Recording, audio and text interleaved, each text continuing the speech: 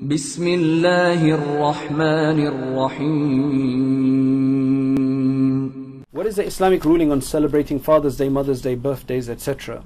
What I want to say about these things is that it's quite simple, right? If something, the ruling is that if something is established from another religion, so it's a salient feature of another religion, then to emulate that would be completely haram. Maybe even kufr in some cases, but it would be complete haram, right?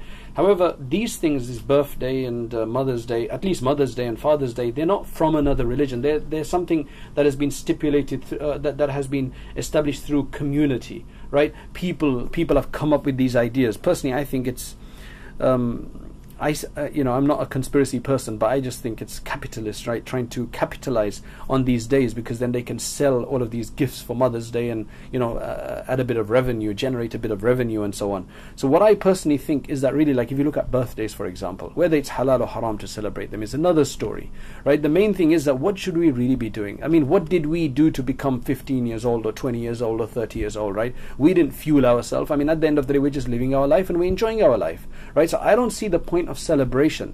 Yes, if we've achieved something within a certain time, then you can celebrate your achievement. Alhamdulillah, if you've achieved something good in this life, you've accomplished some kind of study, you've written something, you've produced something, you've established something, you've done something really like spectacular, then absolutely go ahead and celebrate it if it's a good thing. But I just don't see this kind of celebration every year. Oh, you're 5 years old now, you're 6 years old now. I just don't see the point of that. Maybe you can think that I'm really thinking in another way or whatever the case is. I just don't see the point of that, really. Because at the end of the day, isn't it a time that we should think that have we done better in the last year for ourselves?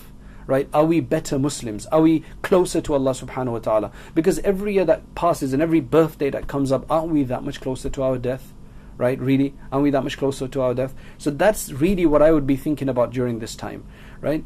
Father's Day, Mother's Day, I really think that to just specify one day, for doing this kind of thing, that's not very Islamic. Because Islam is really pushing for respect of fathers and mothers all the time. And if we kind of just leave it for one day, then I just don't see the point. I mean, you could make your Father's and Mother's Day Eid Day, for example, right? Or any other day like that. That, you give them an extra gift or something like that. I don't see why you have to do it on this particular day as such. So that's about Mother's Day and Father's Day.